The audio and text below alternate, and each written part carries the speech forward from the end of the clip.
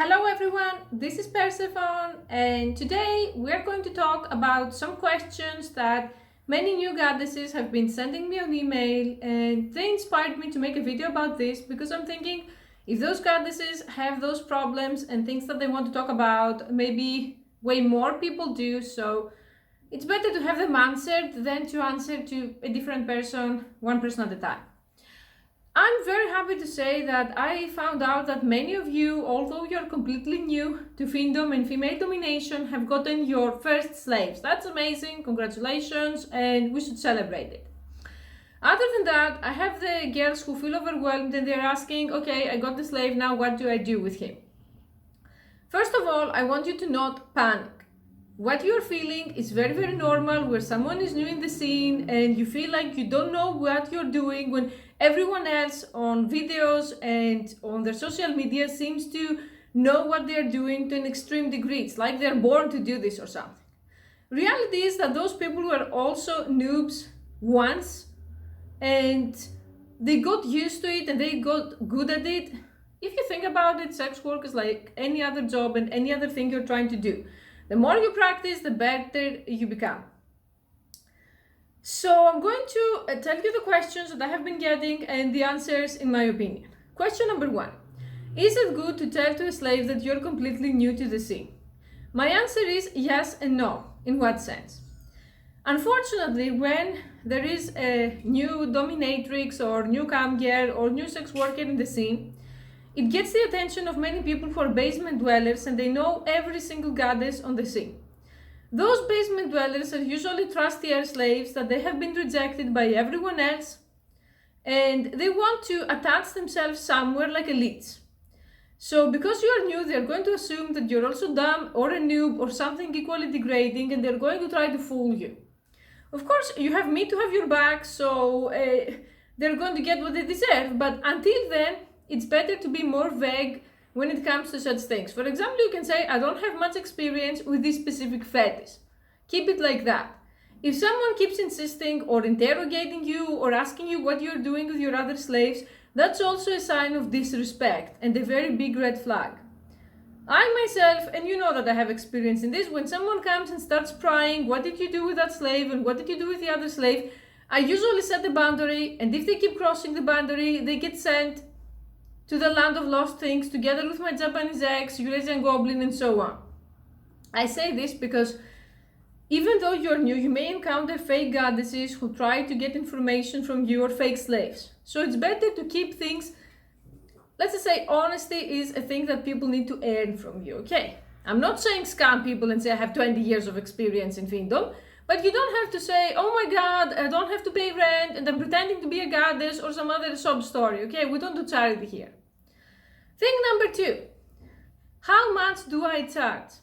You will never see me posting prices or talking about prices on my channel, although there are people saying, how can I be your food slave? How much do you want for this and that? That's for 2 reasons. Reason number 1 is tacky and it attracts envy and toxic feelings. And reason number 2 is I don't charge all people the same for the same things. If this sounds unfair to the slaves, I don't care. For example, I don't charge alpha men that I actually want to date and have sex with anything. So should I start charging them then for the micro dick loser slaves that I have to feel better? Of course not. I'm going to tell you the general prices so you have an idea and you don't look weird or out of place and you can adjust them to what you want, okay? The general rule is, if you are a fiendom mistress and people want to chat with you or occupy your time in any way, that requires a payment. Otherwise, it's not real financial domination, it's you chatting with someone. When it comes to voice chatting, video chatting, Skype sessions, cam sessions, and videos that you sell, all those, you charge them extra, okay? The tribute that you can require from a sub depends a lot on the financial situation of the sub. I had a guy who spent $4,000 on me in a month, and we were mainly video chatting, and I never took my clothes off once. But this guy was a very specific case, okay? And at first, I'm not expecting you to get such big fish, okay? You can ask the slave how much he would be comfortable with giving, and you can ask for $20, $30, $50, $100, it depends. How often do you get paid? Daily, weekly, bi-monthly, once every 2 months? You can discuss with them. My experience is that usually slaves come to you and they have a general idea of how much they want to spend and how often. And you're not a used car salesman, you're a modern geisha. So you're not going to sit there negotiating prices. Okay. Of course, your time is also something that you should cherish. Just because you are new, you shouldn't give to new slaves too much too fast, because the scene has many men that they're very highly mentally unstable and clingy and toxic, and they're going to end up wanting to talk to you all day, video chat with you all day, and causing drama. And slaves are very similar to dogs. If you allow a dog to, let's say, bark whenever it wants or go for a walk whenever it wants, it's very, very difficult to unlearn those behaviors. So it's much better if you take time with yourself to say, I'm going to be talking to this person every other day. I'm going to allow him to send me a text every morning. I'm going to have a Skype session with him once a week or when he tributes, something like that. If the more you know your own boundaries, the easier it is to establish obedience on your slaves. Of course, when you're new, mistakes will happen, weird situations will happen, we get over them and we move on. Don't beat yourself up. The other question is, what do you get comfortable with doing? Those boundaries, your boundaries, have to be set very early on and you don't negotiate them. For example, I have Murray, you know him, he has been exposed, he's going to be exposed again. Murray has sent me an extremely disgusting album where he has pictures eating feces and enjoying it. I'm not into scat fetish myself, so even if he insists that he wants interactions that involve me, him, and feces, I'm simply going to say no, and that's that. So we're at this stage of our training. I don't know if in the future he's going to piss me off so much that he's going to be sitting in a shit-stained doghouse, but I'm just saying, personally, I'm not into scat fetish. So if there is something you don't want to do, don't negotiate it, because there are going to be abusive pseudo-slaves trying to push your boundaries, trying to say, you said you wouldn't do anal, but what if I give you 500? What if I give you 1,000? Those are usually sadistic, toxic men, pseudo-slaves, and they're not going to give you anything. They're going to humiliate you or try to do so and walk away. You ditch those people. Another question is, a very nice question, one Uganda's from Malaysia sent me. She said she has a real-life session with a slave and he wants to be humiliated for his small penis and she feels awkward, and how does she go from there? When you have a new slave, it's always good to ask them what fetishes are they into with details, and if they want specific keywords or phrases or names or racial slurs if you do race play that they want you to call them, that they want you to use during the session. I say this for two reasons. Reason number one is it makes the session much more effective and much more pleasurable. And reason number two is that the same fetish doesn't, quote unquote, manifest the same way in slaves, okay? So you may do things that one slave finds amazing and the other slave doesn't like them at all, or they don't really do anything for him. It's the same with sex. Just because you did something and your ex-boyfriend loved it, that doesn't mean every guy on the planet loves it or wants it in a specific way. So it's always good to ask, and it doesn't make you look like a noob. I have talked with top professionals, especially when I was starting years ago, and they all told me that. It's totally fine to ask that to the person. Same time, if you do real-life sessions, establish a safe word. Doesn't have to be something specifically sexual. Could be Coca-Cola, cucumber, anything. Something that when the slave says it, it's time to take a break. And you're going to say, why would I need that? Why he can just say stop? I'm going to just mention something that I read in a book very recently. You know how much I love Murakami if you have seen my channel, the writer. So Murakami has a new book called Killing Commendatore. And one of the things I do in my very limited free time is read that book. So in that book, one of the main protagonist, because usually there is a narrator that is speaking on first person, the main protagonist is divorcing his wife. He found out that his wife is leaving him for another man, and in an attempt to cope, he takes his car and he starts driving to the Japanese countryside. And he spends some time in a small town, a few nights, and then he meets a girl that pretty much sits on his table trying to escape a guy who is harassing her, and eventually they end up in a love hotel to have sex. And then she gives him her bathrobe, like the hotels have robes, that you use after you take a shower. She gives him, during sex, the bathrobe and actually the tie from the bathrobe, the ribbon that we have to tie the bathrobes. And she says, choke me with it. And he has never done that before. He has never choked anyone. But she insists and insists, and she says, it's okay, I just want you to choke me slightly, just pretend. So he starts trying to choke her with the belt of the bathrobe. I don't know if I should call it exactly a belt. Like, is there a specific English word for that? So he starts choking her, and while he keeps choking her, he feels that he wants to continue choking her and strangle her for real. And he starts feeling that urge that is overwhelming, and he has to manually stop himself from killing her, and then he feels bad about it. During the rest of the book that I have read so far, it keeps coming back and he feels bad about it. So I'm saying one of the amazing things when you are the dominant one in Fiendom and in Femdom is that you discover sides of yourself that you never knew existed. So maybe, I'm just saying, maybe you are going to need a safe word to bring you back to reality before you choke someone, or before you do too much ball busting, or before you do something and someone gets hurt.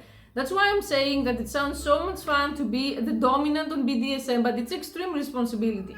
And I say the dominant because I have guys who are messaging me asking for advice, and this is a gender equality channel, so I don't want to say different things for cam girls and for cam boys because it's the same thing.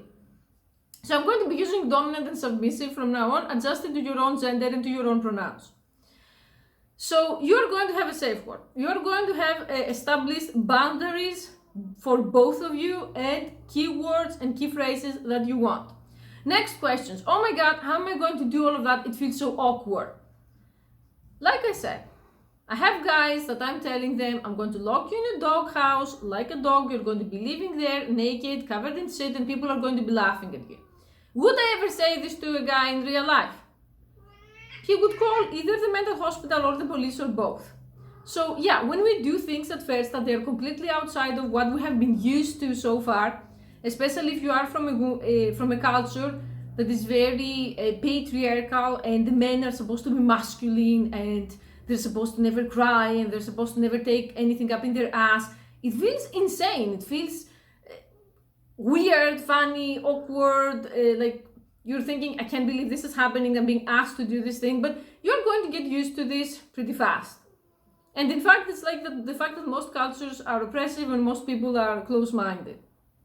For me, I'm always smiling when I hear someone saying, oh my God, I'm messaging you because I can only talk to you about my problem. I'm an extreme pervert. I have an extreme fetish. And I'm asking, okay, what is the fetish? And he's like, yeah, 2 years ago I watched gay porn with 2 guys and that got hard. Is it over for me? And for me, I'm laughing because this is something that, for me, you're a normal person. You know what I mean? It doesn't matter. But people make things up into their heads and they magnify them. So yeah, if you're not used to it, you're going to get used to it. It's okay. And like I said, failing is part of learning. It won't be the end of the world if something goes wrong the first time. If you feel awkward, or if you start laughing, or if you lose your words, you pick up from where you continue. The other question is, how do you protect your privacy? I had people asking me, how do you protect your privacy when you do bank transfers? The simple answer is you don't do bank transfers. You can use so many apps that they send cash without people actually giving information. You can use Skrill, you can use Square Cash, you can use Google Wallet. I have a specific video about payment methods that you can use, or you can simply have a wish list and the slaves can buy you items that you need. If you see the things that I buy from Amazon, you're going to be shocked. I buy all kinds of things from there. So you're going to find your rhythm and what you like doing with time. Unfortunately, there is not a one-fits-all guide for that. And like I said, most slaves are stubborn. They actually have specific things they want to do. And if someone wants to use only Amazon, it's very, very difficult to make them use something else. So I have reached the point in my life where, like, whatever, as long as you pay whatever way you want, that's fine. But no bank transfers, because like I said, bank transfer exposes all of your personal information, and when you're a noob, that's a no. Okay. Pseudo slaves. You're a new goddess. Are you sure your slave is really a slave? Because there are many of them that they're just lonely men and they think that they can talk you into becoming their girlfriend, which is, in my opinion, extremely stupid, because men with 3-inch penises cannot sexually satisfy women and they should focus on being beta providers. So if someone disrespects your boundaries, plays the devil advocate, constantly crosses you, says, I'm going to pay you next week, you will never accept as new goddess, future faking and pseudo-promising. If someone says, I'm going to pay you next week because next week I'm going to get paid, you're going to say to him, great, after you get paid, right after you get your paycheck, contact me. And after that, you're done with them. We don't do charity here, okay? Because I've never seen or heard a person that said, I'm going to pay you next week and follow through. Usually there are men who get off by chatting with you or by talking to you and they never intend to follow through. And it's also disrespectful because all of the real subs you're going to have, they know they have to pay beforehand. That's common courtesy. And I don't like comparing a fiendom with food, but I'm going to do that. Would you walk into a restaurant and say, I'm going to eat now and I'm going to pay you next week just because? And I'm not going to give you a credit card, I'm just going to give you my promise. Yeah, the security of the restaurant would escort this person out and people would render him mentally ill. But when you provide the service and you're a cam girl or any kind of sex worker, people are going to say, well, I can do that and get away with it. Guess what? You're not going to get away with it. Like I said, if someone is a cheapskate, there are 3 out of 10 desperate pygmies and 1 out of 10 desperate veras that they're going to suck his dick for free. He doesn't need a goddess like you. If he feels he does, he has to afford it. Or he has to grow 16 inches in height and 6 inches in dick size. Okay, that's all for now. Those are the questions I have been mainly getting. If you have more questions, you can leave them in the comment section, you can send them on email, and I'm going to keep combining them and making videos about this, okay? And I don't want you, above all, I don't want you to worry. And one last thing. During the sessions, no drugs for you, no alcohol for you. If your sub wants them, technically, I don't want to encourage people to take drugs and alcohol on YouTube because that's not YouTube friendly. I'm just going to say you are both adults, you can decide for yourselves. Because you already know you don't do sessions with minors in any way, that's a felony, you're going to be in jail, I'm going to feel sorry. But for me, as the dominant part, as the goddess or the master, you are not going to be intoxicated, okay? Never do drugs or alcohol in the sessions. That's my advice. If you don't want to follow it and you feel that you want to do that, you are adults. I'm not here to tell adults what to do unless they're my slaves. Okay, I believe your mind needs to be sharp and needs to be there because I don't want you to end up being taken advantage of. There are a lot of psychos into this world, there are a lot of crazies into this world, and I want you to be here. Okay, I don't want people who say, oh my god, I had a blackout yesterday and what happened? I can't help you after it happens, but I can help you to prevent it. That's all for today, and like I said, if you have anything else you want to talk about, if you're shy, if you don't want to talk about it in public, my email is open, just leave it there and we will see what we can do. Okay, thank you for watching.